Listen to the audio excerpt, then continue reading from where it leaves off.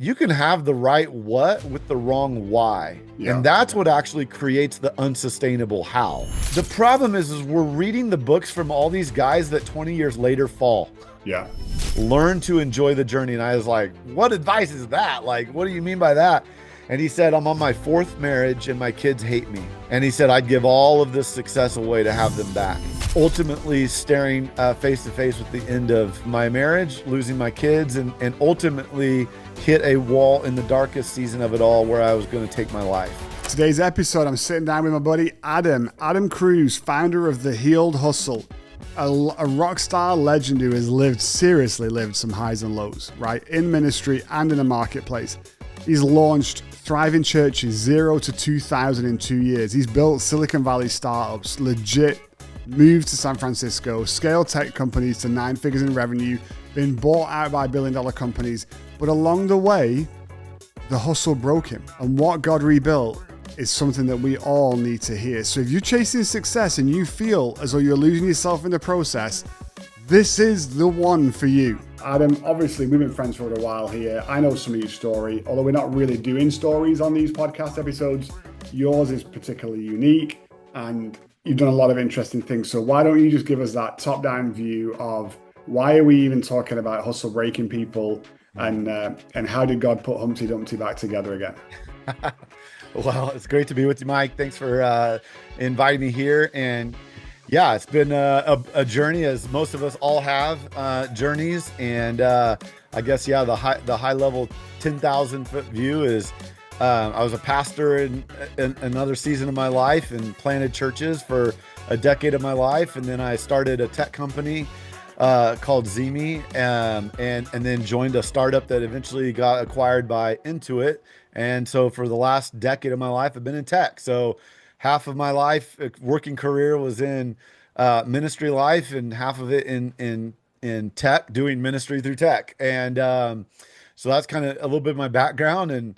And along the way, in the early phases of my hustle, I guess the through line of all of it is just building and making things. And I love 0 to 1 and sort of the journey, the founder's journey of building ideas and making them real. But unfortunately, on that journey, it broke me, and there were seasons of nearly losing everything that really mattered most. And so, but yeah, in the last couple of decades, that's kind of been the thing that's I've been focused on. Awesome. And so obviously, this is a really quick kind of run through life here. And, through that journey, because I know you, I know a little bit more of your story, there's been a lot of emotion, right? A lot of trauma, a lot of things to deal with, a lot of things to heal from. And Mhm. and I'm not going to say it all comes down to this one thing, but a lot of it does come down to this problem that we see in entrepreneurship, which is this grind culture, this hustle culture. You just keep going until you drop, but then you dropped, Yeah. and you realize, hang on a minute, this is destroying everything else about me as I just chase. No, I'm not saying you chase the dollar, but you're chasing the dream of the project you're Suc- working on. Uh, Success. Yeah. And yeah, whatever that's defined as. yeah, yeah. And for different people, that's absolutely going to be different things. And obviously, that in the Christian circles, that chase could be success for Jesus. Yeah. We're not always talking about bad things here that I just want to get rich. It could just be that you don't know where the stop valve is or Yep. where the balance is. And everyone's got these different ideas about, work-life balance. And I'm not sure I actually, prescribe to that either. I think it's a little bit more fluid than that, um, Yeah. depending on what you're working on and all that good stuff. But as we think about this concept, right, of hustle, and you've got this whole thing called the heel hustle, which we're going to talk about anyway. But I think when we start, I think the first question I want to ask for you, and I think the first question I want to ask the listener, what does it look like when you start to realize that everything's imploding? Like, when Mm. did you notice, hang on a second, there's a problem here? Yeah. Yeah. Unfortunately, for most of us, not until there's enough pain, Yeah. and the classic example of that is in our health. Most often, we don't go to the doctor until it hurts. When it Yeah. hurts, we go get help. That's often how we live most of the other aspects of our life is when there's enough pain I'll stop. And until then, we're going to keep going. It's interesting because we call that grit and resilience and we praise it. We wear that busyness like a badge of honor and we're praised, we're promoted, we're given more money, like all the things happen, but privately you're, to use your words, you're imploding and nobody knows about it and nobody's honest about it. And for me, you know, it was years into my mission. And I loved what you were saying about um, like doing things for Jesus. Honestly, the mission driven is even makes it more challenging because I'm on mission. This is the cost of what it looks like to live a life on mission. And everybody better get on board with that. And so it's a sacrifice mindset of like I'm willing to do whatever it takes for the success of the mission, whether that's financially rewarded or just the reward of the people that are impacted. But you often like sacrifice your life for the sake of others, and we think that that's noble, or we think that that's a thing worth praising. So for me, after a decade of ministry life, vocational ministry, um, I had for most of my life, I had to numb my my ridiculous addiction to hustle and to grind. You can't do that at a pace for a very long time. And I realized that I couldn't do it at that pace for a long time. It's not the church's fault. I was at a church, I was in vocational ministry. I went through a season of like blaming and all of that. And I realized you can have the right what with the wrong why. And Yeah. that's what actually creates the unsustainable how. So Yeah. the church was fine. The work for Jesus, the ministry is like that work can be good, but your why can be unhealed. And that's what creates an 80-hour week, a 90-hour week, a never stop, always on mindset. And for me, that resulted in addictions. And addictions led to, unfortunately, hurting my wife and hurting my marriage and ultimately staring face to face with the end of my marriage, losing my kids, and ultimately hit a wall in the darkest season of it all where I was going to take my life. And because I couldn't see a way out, I couldn't see a way to manage it all, and you just can't keep going. And so I hit this wall where I go, man, I could keep hustling, I could keep building. You know, we had an awesome team, and our senior pastor was amazing, and I loved the opportunity to be a part of it. We grew a church from 0 to 2,000 in 2 years, and a couple years, and it was awesome when it was awesome until it wasn't awesome, and then you're dying. So, um, you make those, you come to those hard enough pain where you go, we can't keep doing this way. Yeah. Yeah. So, I'm listening to you talk and I'm hearing things like, think about warning signs, right? Or think about things to look for, for listeners and people watching, Yeah, relationships, especially the close ones. You talked about your yeah, marriage, you talked about obviously, the deterioration there. And so, that should be an easy one for most of us to be able to see that it's communication is not like it used to be, or the relationship's not like it used to be. The interest isn't there like it used to be. Those are warnings that something's wrong. You talked about your health, obviously, and we hear this yeah, a lot. I mean, obviously, a lot of entrepreneurs, you suddenly end up, they have a heart attack out of the blue, yep, or things show up that aren't right, and they don't know why. And we can do things to try and mitigate that, obviously, but again, covering or masking, symptoms isn't necessarily fixing the problem. that's Um, good. That's Fixing the good. problem is what's more important to deal with the symptoms, if that makes sense. I'm not talking about heart attacks there, but other things that aren't quite so severe. And so, if you're noticing those warning signs as you're listening to this episode here, or you're seeing these things in your own life, you may be asking the question, well, okay, but then what? All right. So yeah, now that you say that, yeah, I am noticing a disconnection with my wife. Well, then how do I fix that? Like, what did you do when, like, you obviously got to a point where this was a pretty significant issue. You've had this affect you, but as I know your story and as we've been friends, I know there's more to this, and you've been around Yeah. this more because you've seen it affect other people Yeah. in an even more extreme way. Um, we want to be sensitive here because this is obviously really, really serious stuff. But why don't you give us a little bit of overview of how else this has affected your life and how you've seen it affect other people? Yeah. Yeah, unfortunately for a lot of us, we hear the stories. My story is not unique. It felt unique, but what I realize is it's actually more common than not. And most entrepreneurs, we are just so addicted to busyness that we are paying no attention to what's going on in our own life. It's funny because we'll do a SWOT analysis on whether our SWOT analysis is working in our business. We have so much intentionality in our business, and then we'll set up a meeting on whether or not that SWOT analysis actually worked. It's like so much intentionality, but we'll ignore the things in our own life. And I was a part of a company who, unfortunately, our founder, ended up taking his life and had a tragedy in his own family and ultimately lost everything that mattered after gaining everything that he thought mattered. And I just remember grieving the moment with the team and with my peers and just asking myself, what are we all after?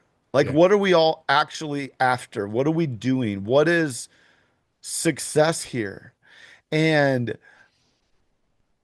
I just grieve that like everywhere I turned, there's just one more book about how to 10x your sales strategy and Yeah. 10x your efficiencies and 10x your marketing and 10x this and 10x that. But if you can launch and you can't last, who cares? And why don't we have the conversations around what it actually takes to last as an entrepreneur? And I realized that it's so hard because it was devastating and required some extreme action on my behalf that I was imperfect at of slowing down. And for unfortunately for a lot, some take their life, some in their marriages, some see it all worth it in some disgusting kind of way. But I'm interested in the conversation around how do we actually do great things, launch amazing businesses, make money, do the impactful things in the world, and sustain and last for the long haul. And all of those around us thrive as well. And so yeah, unfortunately walked through the loss of a leader here in Boise, which was tough. Yeah, and I want to point out a couple of things. It's such a good, statement you made there. Launching and lasting, right? Launching is irrelevant if you can't last. So you got to, Yes. it's that age-old saying, if you want to win a race, you got to finish it first, right? If you can't even Yes. finish, what's the point? You're never going to win. But just to give some context also to the story you're telling here, again, just for folks listening, this wasn't a loss of life or somebody taking their life because of the stress or the grind or Yes. the challenges of building something. He'd already won. He'd already been paid. The company had been sold. Like he's at the end of the rainbow where we all as entrepreneurs think we want to get to, and that was the moment where all of a sudden, Yeah. everything came crashing down. And I Yeah. wanted to make that distinction because I think a lot of the time we think it's all going to be better. We Yes. just make a couple more dollars. It's all going to be better when we just see a little bit more success. Then everything's going to be worth it. And it's like the carrot in front of the horse, right? Like you're never going to get there. There's always going to be another dollar. It's always going to just be another couple of feet. It's always going to be just a little bit further, and then I'll be okay. And we never arrive. So what we're talking about here right now, folks, is the reality of this endless hustle doesn't work. This endless grind, it doesn't work. So there's a different way, there's a better way, whether you believe in Jesus or not. Like you can be listening to this and don't believe anything that I believe. That's okay. I mean, I wish you would, and I hope that you think about it, but this stays the same. As people, we are not built to endlessly grind and Yeah. never stop. When that burnout comes, It's it good. teaches us very, very painful lessons, some of which are permanent, just Yeah. because of the realities of life. So how do we Yeah. define rest? Like Yeah. some people talk about Sabbaths, some people talk about, rhythm, some people talk about morning routines. I don't know that there's a right and a wrong here. I think we've all got to find what makes sense for us. I like to have a slow morning and not be in a hurry, but I don't care less whether I get, a full Sabbath every Sunday or Saturday or whatever it is. Not that I'm working 7 days a week, but that's more my rhythm. Um, Yeah. some people are different. They'll just go at it hard for 5 days or 6 days and then that's it. Like everything's off. The world doesn't exist, and this is my day. What have Yeah. you found that works for you? It's interesting thing as you were saying, as you were talking about like healing. It gave me this thought as you were talking, like we need to heal why we do we do, because we so much of us focus on the behavior, and you were kind of talking about it for a second there, like whether it's porn or drugs or alcohol or whatever these things are that we numb. It's like that's actually beside the point. Um, it's beside the point. Those things are just behavior. And a lot of people focus on behavior. We want to behavior modify, and so you need to optimize your mornings or you need to Right, optimize your behavior and stop right. doing this, stop doing that. And I'm kind of, I feel like I had to go on this journey of learning, like I will keep going back to those things until I heal why I'm even doing what I'm doing. Interesting. And why we do what we do is often comes from things in our childhood or younger years or a key event that happened, maybe a trauma or something in our life that creates a drive inside of us. The danger is that success makes you a bigger whatever you already are. Yeah, yeah, So, in the NFL, they talk about that, and with money, money makes you a bigger whatever you yeah, are. I say in the business world, yeah, success will make you a bigger whatever you already are. If you're already yeah, uh, a, self-focused, selfish individual, or you already struggle with insecurity even, or need for validation, need to find approval, which these are all things I struggled with, by the way. All the things I'm listening, it's not shame. I'm saying these are like this was my drive for years. Um, but for whatever we are trying to earn or prove, when we get success, the irony in mission driven people usually is that you will be successful. mm, It's gonna work because you're yeah, driven. yeah, But for most of us that are like high capacity leaders, it's gonna work. So be careful about what you hope that end looks like, to use your words, like the exit or the sell or whatever, yeah, because the success is just going to make you a bigger whatever you already are. So the challenge is, how do I slow down enough yeah, to allow myself to deal with those things that are driving me? My theory, my what I experience in my life is that busyness I used as a tool and as a way of life to numb and ignore all those thoughts and feelings, because I don't have time to deal with all that. I don't have time to get emotional. I don't have time to deal with what's inside. Like, and we deceive ourselves. I'll manage it. I'll like, I can manage that addiction. It'll work itself out until it doesn't. And so yeah, I agree with you. Like life, work-life balance. It's like, man, I don't know. Those are seasons, right? yeah, I do think, and we could talk about it later, but I do think there's some rhythms and there's some routines that are helpful and some cadences that are helpful. I think they're so important. But I feel like before that, we gotta look in and go, why do I do what I do? And really be honest about it.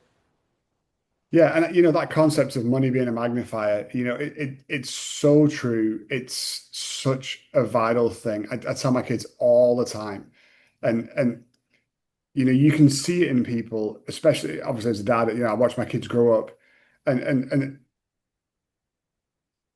money and success brings more freedom. So if you don't have boundaries set for yourself without that success and money, when it brings that magnification and more freedom, it just opens up so much worse for you.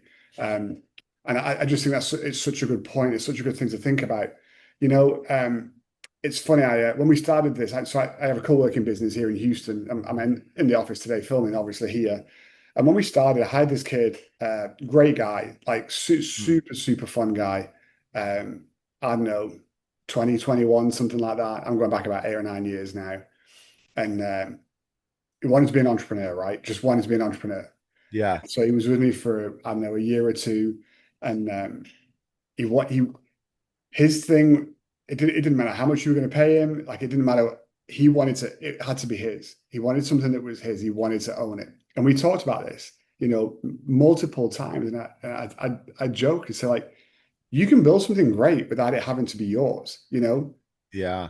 Apple had many, many great people that helped build a Yeah. great company. It's not like Steve did it all by himself and everybody else was just Right. for the ride. It takes a team, but it's a concept that he just couldn't get. And so it's funny because we were filming some stuff recently, and he stopped in, and obviously he's 8 or 9 years older, and he's married now, and we were talking. He said, Mike, he said, I remember years ago you used to say to me, like, why does it have to be yours? Wow. And he said, now I totally get it. Wow. And the reason he gets it is because he's in bankruptcy, because he borrowed 7 figures, the business didn't work, everything went wrong, and now his aim in life is to go get a farm and herd some sheep and just have a simple life. And Yeah. it was so interesting, Wow. and I don't say that in a negative sense at all. I wish he hadn't had to learn a lesson, as painfully as it's been for him. But um, I think that's the problem. We glorify and we make this, it's almost like celebrity now, right? And then you've got young guys watching, social media posts, and Yeah. these influencers are talking about 10 grand like it's $10. And Yeah. the concept of money, the concept of success, um, I see it in my own kids. I mean, you're not successful unless you drive a Lamborghini to work every day, as your daily driver. And, Yeah. and building, 5 homes at the same time and whatever else. And so here we are talking about how do we slow this hustle down? How do we slow this grind mentality down? How do we help people realize that if they haven't got themselves figured out now, if success and money comes, it's just going to magnify Yeah. where they already are and make it worse. And we're almost countercultural completely to what the world system is showing Yeah. of, well, hey, but you can have all this. This is what it looks like now. And it is magnified even more so because you've got YouTubers making 40, 50 million bucks a year, which is Yeah. most people will never build a company that does 40 million in revenue. Like the number of Yeah. small businesses out there that will do even 8 figures a year in revenue is so small Yeah. out of the millions of small businesses there is. But we see it and we think it's so normal, but it's not.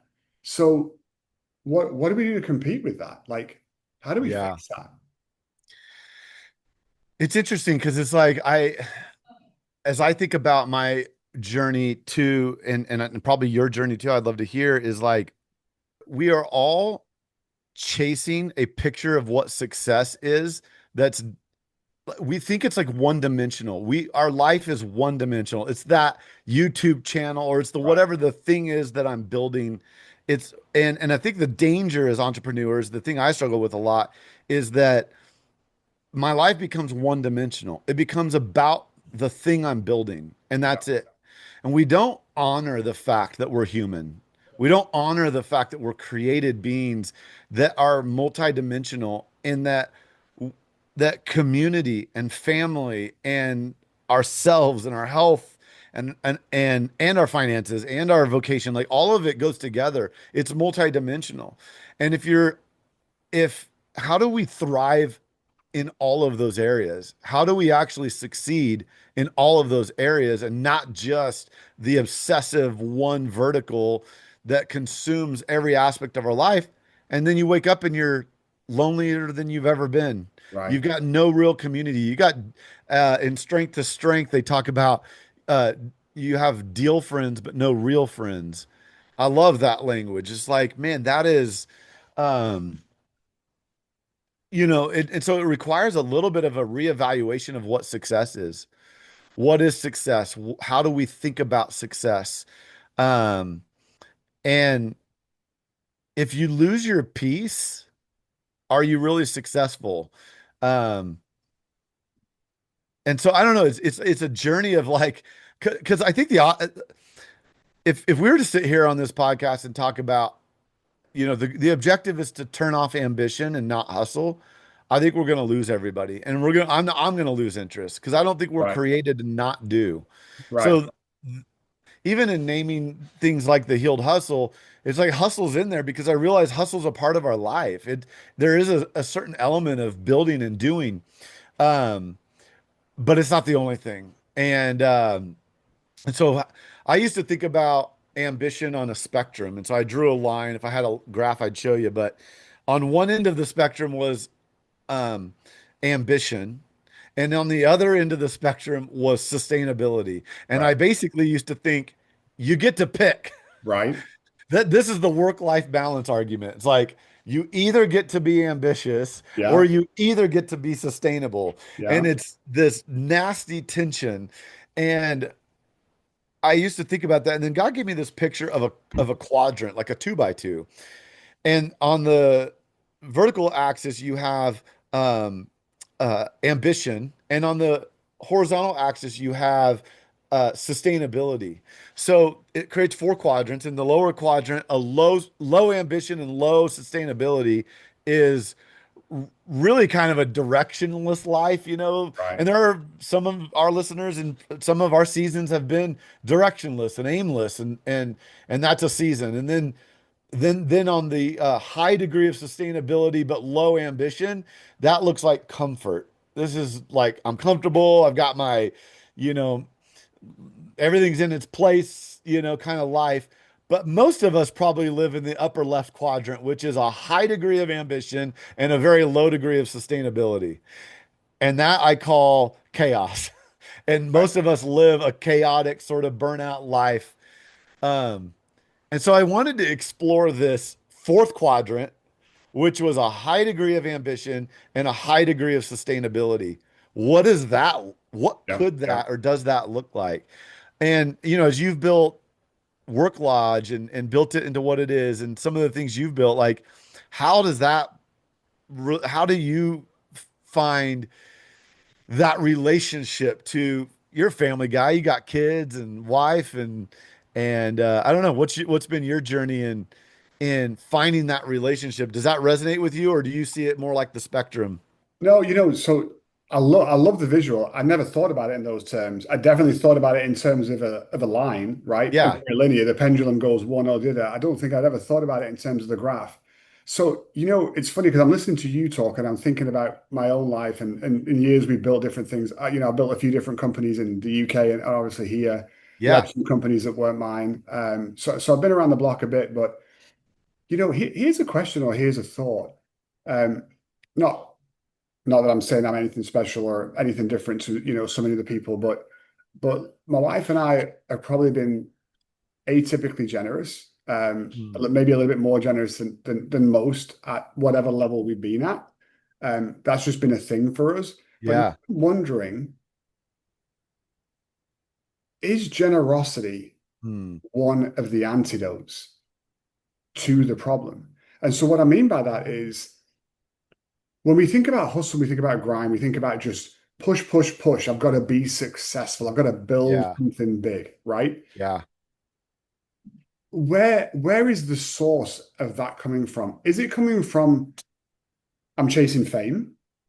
I want to be famous, right? I want to be known. I want to make a difference so that everybody knows who I am. Yeah. Steve Jobs, I want to put a dent in the world. Okay, I get that. I want to put a dent in the world too. It might be a smaller dent, than Steve's, but, Yeah. but I still want to. Does it come from a scarcity mindset of I need to be successful so that I never don't have enough? Maybe you grew up poor, maybe you grew up without, and so that's left such a scar Yeah. on your inner Wow. emotional being that your response to that, instead of leaning to Jesus and trusting him, your response is no, I'm going to trust me and make myself so valuable that I never have, and when I think in those kind of terms, then I ask that question, okay, well, hang on a second. If I'm chasing fame, but I find that I can actually be more generous than maybe I should be or than I need to be for the right reason, does that pull back some of that inward looking reason Yeah. and shift me to an outward looking reasoning of That's helping other good. people? If I'm coming from a scarcity mindset of I'm not going to have enough, I need more so that I'm going to be safe, But then I say, well, hang on a minute, but I want to be generous to Jesus, right? I want to be generous for kingdom. I'm going to go and help these kids and build an orphanage because that's going to benefit them a lot more than, that 60 grand is going to benefit me. Does that actually have a secondary effect of helping heal some of the underlying problem? It's beautiful. Because if I'm really built on scarcity, I wouldn't be able to be generous. Yeah. I'd have to keep every single dollar. By learning and teaching myself to be responsibly generous, I'm actually healing this inward issue. I mean, I don't know. I'm spitballing with you here because I'm just Yeah. thinking about this as we're talking. Dude, it's beautiful, Mike. And it reminds me of this framework that I pulled it up because I was like, oh my gosh, Mike, I didn't even think about sharing this today, but I think you're onto something. I basically identified 5 levels of motivation, Okay. 5 degrees. I call them the maturity level, the maturities of motivation. And there's 5 maturities. And these might not be perfect and they might not be all the right words, but it's a lens of exactly what you're saying. And the 5 levels are the sort of lowest level would be like a broken motivation, which would be the classic, like selfish, intense, negative leader that we've all probably been or had in Yeah. our life, Yeah. where it's strictly selfish. I want to make a lot of money or I want to be successful for myself.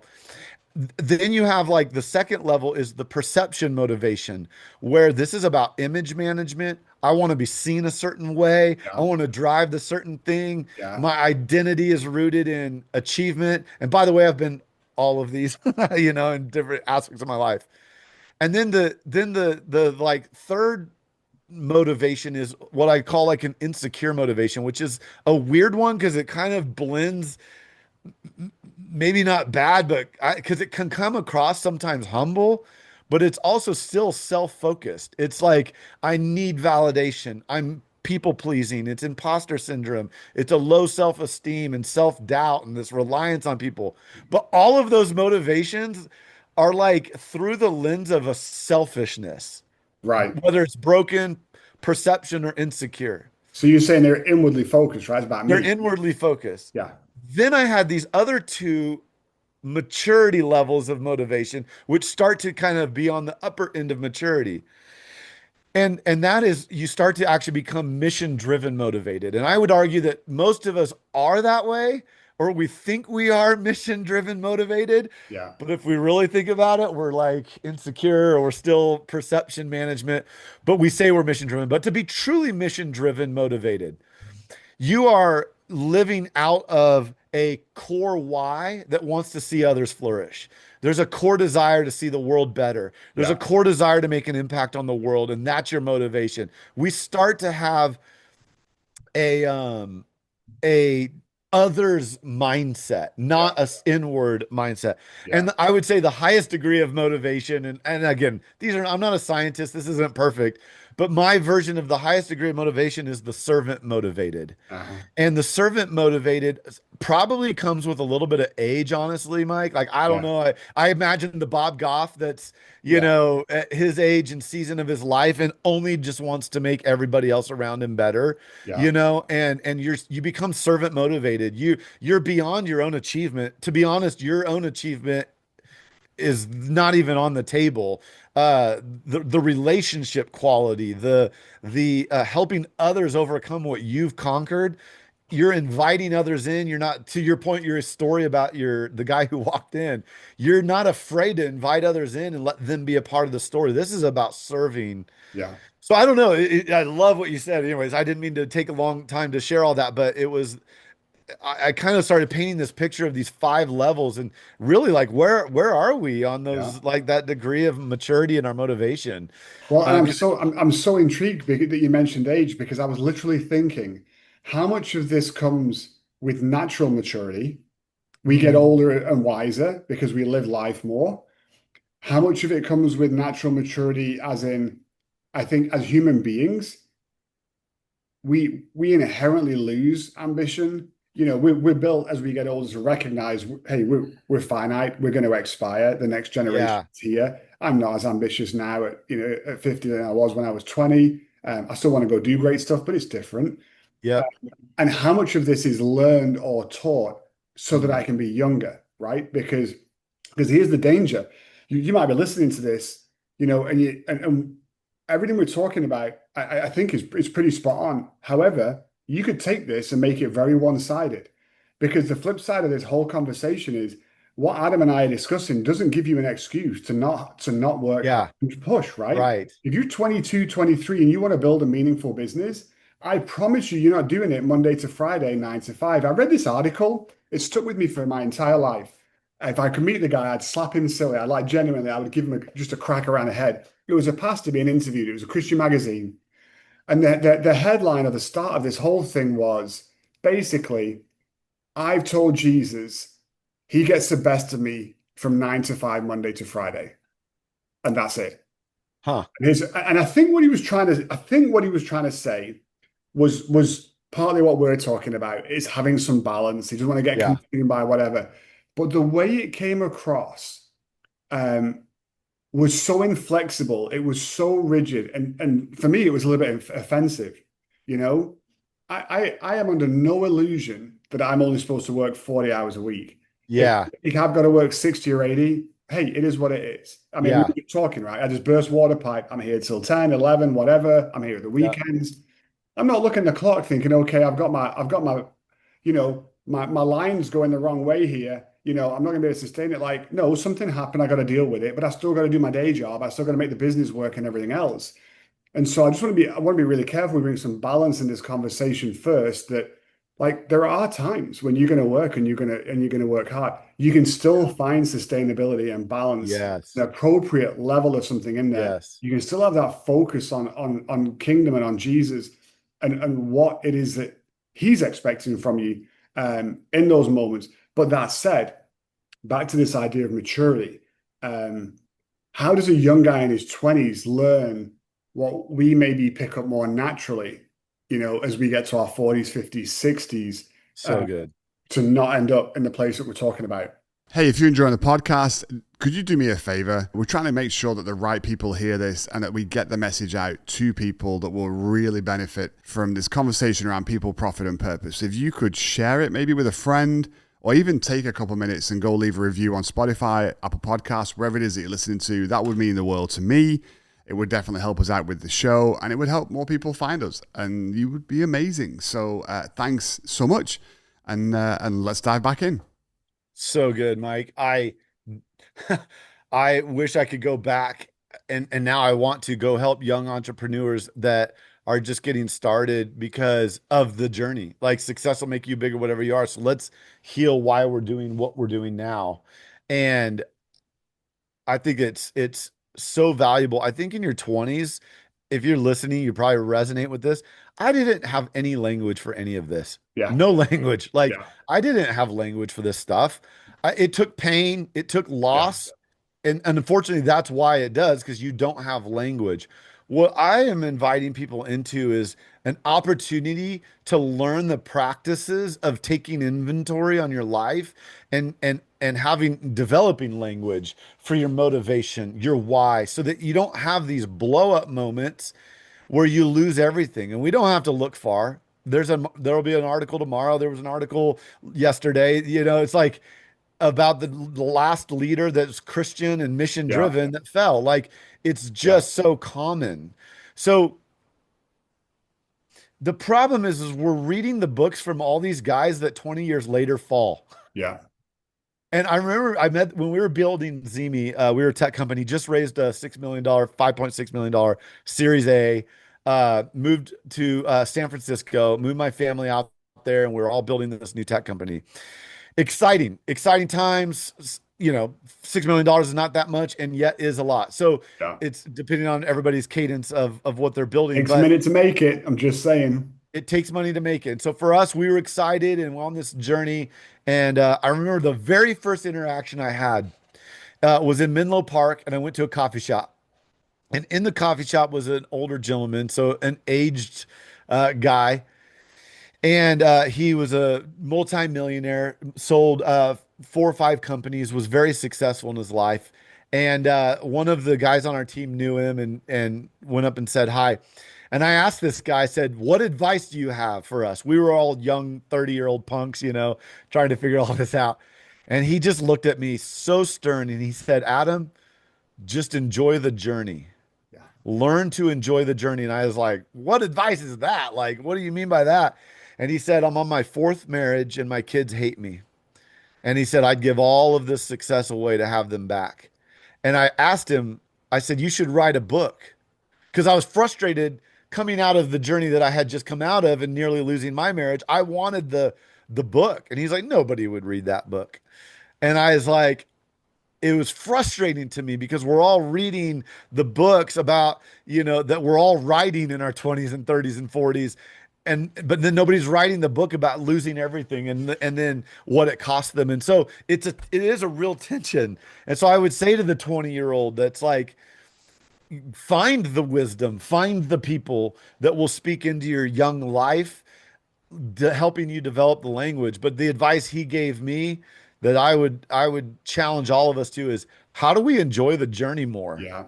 Like, how do you like, do you have peace in your hustle and in your, like, you should love it. You should love what you're building. And especially if it's kingdom driven, Yeah. this should be a fulfilling time. 88%, there's a research project that found that 88% of people in vocational ministry admit that church work has a negative impact on their family. Yeah. 88%. I don't know why that shocks me, but it shocks me. What are we doing? Like, why are we doing any of it Yeah. if it's having a negative impact on the things that matter most in our life? So, how do we enjoy the journey more? How do we realize this is a long game, not a short game? And develop the language around that at 20, at 30, Yeah, I think obviously, some of this is what you're working on now with the Healed Hustle. And the content that you produce and the program that you're building and everything, which is incredibly important. I think also some of this is this basic fundamental principle of, and I'm not saying this applies to, church ministry or not church ministry or whatever. A lot of the things we do and think we need to do alone, we were never built to do alone. Hmm, From the get-go, man, that's good. we were built to have a helper, right? Yeah. In life, Adam had Eve, and then it grew from there. And I think, Moses had Aaron. well, exactly right. You look at the New Testament, if you want to get theological here for a second, there was no single pastor. It was a plurality of elders. Like the load was spread. They didn't have church, they didn't have organized religion, they didn't have organized buildings. I mean, they were meeting in people's houses. Everybody, Paul says everybody came with a psalm and a hymn and a spiritual song. Like everybody was sharing the load. Well, and then we changed the model and thought, well, we'll have a couple of professionals just do it all for us. And oh, look, they can't carry the load because they were never supposed to. Hmm. And I think in business as well, it's the same. There's a reason Yeah. why you have leadership teams and not one leader. Like you reach capacity limits. And some of this is just the practical realities of if you were building something, growing something, starting something with unlimited funds, well, maybe you'd never burn out, and deal with these kind of grind issues because you'd realize, hang on a minute, I could just go hire someone and they could take this off my plate. And now together we'll be stronger than on our own. But because Yeah. we don't have that freedom, because we are limited by constraints, it creates these challenges for us. And so, not that I want to get into, practical, tips about how to build a business. And there's plenty of people talk about all this kind of stuff. But if you're doing stuff on your own or you're doing everything on your own and there's never enough hours in the day and never enough days in the week and never enough weeks in a month, well, maybe it is time to just hire someone else. Maybe the problem isn't, your motivation, your attitude. Maybe there's nothing actually wrong with some of the things we're talking about. Maybe you Yeah. don't have things off balance and off keel. The simple fact is you just haven't recognized you passed the point of needing a marketing genius to be on your leadership team or, Yeah. a sales VP or whatever it is. And maybe you're going to make a little bit less money in the short term to be a little bit more successful in the long term, because those are still fundamental things. We Yeah. will thrive one can slay 1,000, two can slay 10. That's what the Bible says, right? We thrive together. And Adam and I live this out. So we're going to do another episode here, which is probably going to be live by the time you're hearing this. But we've been working on something together with some other folks as well, helping out, that is really for kingdom, entrepreneurs, community building and impact delivering. And both of us have had the same conversation where we knew that we wanted to do something for Jesus here, but we both are old enough and wise enough to sit back and say, but I don't want to do it alone. Yeah. I'd much rather do it with someone else. And Yeah. I think neither of us know what that really looks like. We're both volunteers right now, and nobody's making a dime Yeah. off anything, and we probably never will. It's all going to Yeah. go to impact, and that's okay. But it's just funny that we're at that season in life, and it's one of the things that kind of bound us together as we got to know each other and build a friendship. But I think there's a wisdom in that maturity, Adam, that we've both gotten to a place that says, yeah, I could start something else. We could go do something else, but by golly, Jesus, I don't want to do it on my own. Like, Yeah. can you bring a couple folks around me so we can just do it together? Yeah. It's interesting because when you look at, there are great leaders out there in business that are doing well.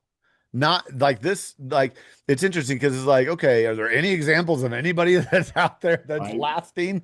They did launch and last. It's like, oh, there's great examples, Yeah. but there's a lot of examples of those that aren't. And when you look at the differences, what are the habits and the routines and the rhythms or the things that these that are succeeding and lasting have in place that those that can't last don't? And I think there's a couple of things that I see, and it's hitting on what you just said, which is a lot of times when you talk to guys who have a painful moment where they nearly lose everything, one of the underlining pieces of it is isolation. Oh, dude, we've got an episode Isolation. specifically on this, on isolation. It's coming up. So, yeah, keep going. Amazing. Isolation and loneliness. And Yeah. obviously, Harvard did the longest study of humans, and then it's in the book Strength to Strength. They talked about, the difference between those that even overcome chronic illnesses and don't. Loneliness and the loneliness epidemic that's Yeah. going on in our society right now, especially in men and Yeah. especially in 40-year-old men, but I don't think it's a 40-year-old problem. I No, think it's a no. 20-year-old problem that you don't fix in your 20s, and your results are that you're lonely in your 40s Yeah. because you're so obsessed about your business and your success in your 20s and 30s that you now are isolated. Guys that develop addictions, and actually you're running this big business, nobody can know who I am. It's called the ambition trap. Yeah. Once you actually have success, and you will get it, it's Lance Armstrong. Nobody can know who I am now. Yeah. They can't know I'm addicted. I'll lose everything. So Yeah. you isolate and you push out your leadership team. You push the elders out. You push the friends that know you in any kind of intimate capacity, and you isolate yourself, or you surround yourself by people who are toxic and just yes men. That isolation is what's common in those that can't last, and the difference between those that do, they are surrounded by people Yeah. that aren't impressed by them. They have circles they walk in, and it's not, oh my gosh, so and so's here. It's just another day, in the gym, or the having a drink, and they're known, and they're talking about their deep real motivations. So I think that's an interesting component. You said you got an episode coming up. Yeah, so we do have an episode coming up. And actually, normally I record these separately, but I'm going to just take a second here for a little commercial break. Stay Yeah. with me. But Kicks, this thing we've been talking about, this Kingdom Impact exchange, part of the reason why we're trying to do this, trying to build this community, this is a no-cost community, right? At the base level. Um, if you are feeling lonely and isolated, you need to join a community like this. I don't care if you join ours or you join someone else's, but find a community of Yeah. folks that are like you. In this case, we speak to kingdom entrepreneurs. We speak to folks who love Jesus, love business, and recognize that maybe Jesus gave us business to do more for him than for us. And that's the community we're building. But get yourself around other people, because the older you get, it's harder. It's harder to make friends and meet people. And we've seen that. I've seen that in my own life. I left the country I grew up in and came somewhere else. So all those 20-year friendships I built growing up as a kid, they're gone. I mean, I can call Yeah. them on the phone, but they're not here. I can't go get a drink with them.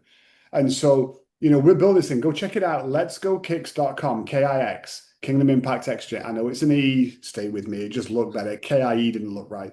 But go check it out. Letsgokicks.com. We're going to dive back in here, but it's important because this loneliness thing is very real. And actually, Yeah.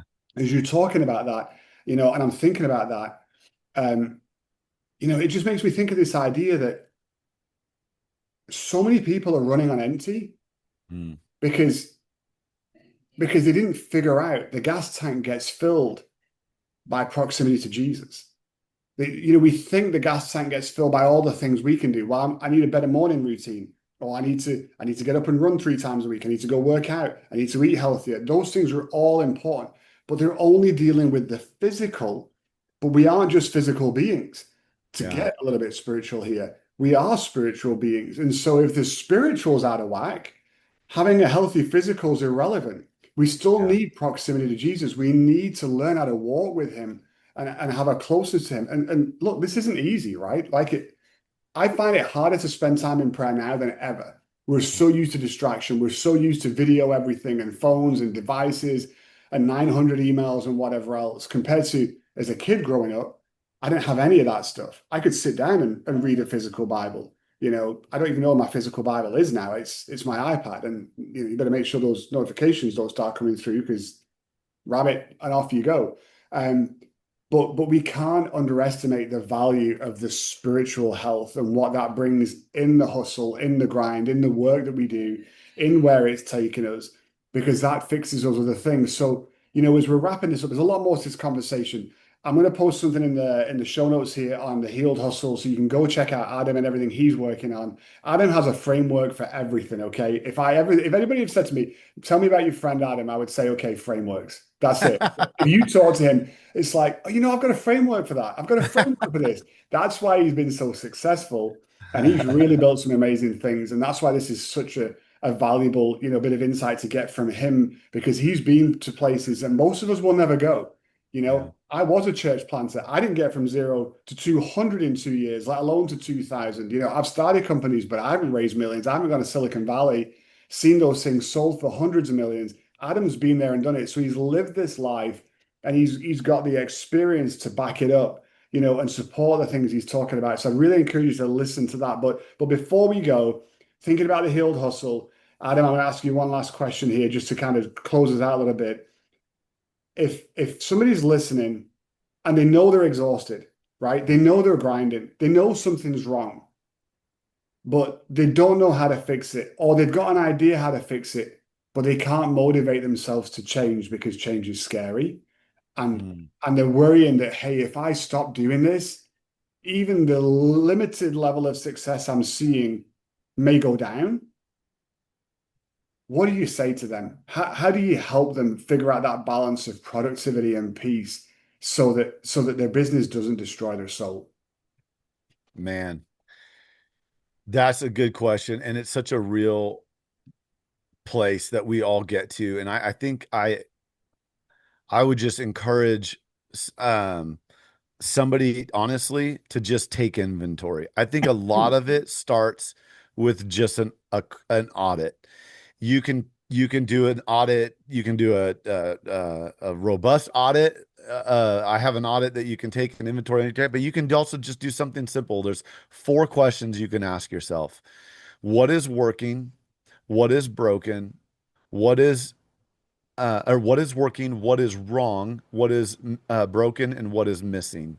And these are just 4 questions you can ask to just take a moment to reflect. And I think for most of us, we're moving too fast, too much in our life. We didn't even talk about sports and kids, but that's a whole nother world and a whole different podcast. Yeah. I'll just say it. Listeners are probably already knowing where I'm going, but we're so busy in our life, and we're just training our next generation kids how to be busy and be addicted to busy. There's a gift to yourself to just slow down, take inventory, ask yourself what's working and what needs to change, and just share that with someone. Just work through that exercise. Probably share it with a spouse. When people take my assessment, one of the things that I tell them to do is have their wife do the assessment on them. Right. And it's funny because we'll lie to ourselves. We'll take the assessment like, I'm doing pretty good. I'm like a 4 out of 5, and our wives have a different picture, and our kids, have your kid take it and give yourself the gift of just slowing down for a moment and just taking an audit on where you're at, and then make a commitment to making a change. And that's the first place I would start. Good stuff. Good stuff. Adam, appreciate you hanging out here. Final thoughts, folks. Think about this. Think about rest not as a reward for finishing the hustle. Think about rest as the foundation that makes the Yeah. hustle holy in the first place. So good. Thanks so much for joining and listening today. If you're running on empty, here's 3 key things to take away. Number 1, audit your life honestly. We talked about this in the episode today. What's working, what's not, what's broken, what's missing. And then ask somebody close to you the exact same questions and compare those answers because you might be surprised. Number 2, heal your why. Hustle isn't the problem, but hustling from a broken place will break everything else as well. So until you heal the why behind your drive, the grind will always win. And that's not a good thing. Number 3, rest isn't a reward. It's the foundation for everything. You don't earn rest by pushing through. You build your hustle and your life's work on rest so you can actually last. Because remember, folks, launching doesn't matter if you don't last. You've got to get to the finish line. And Adam's framework for this is powerful and it's practical. It's really needed. So go check out what he's working on at The Healed Hustle and take that inventory, especially if you're building something big.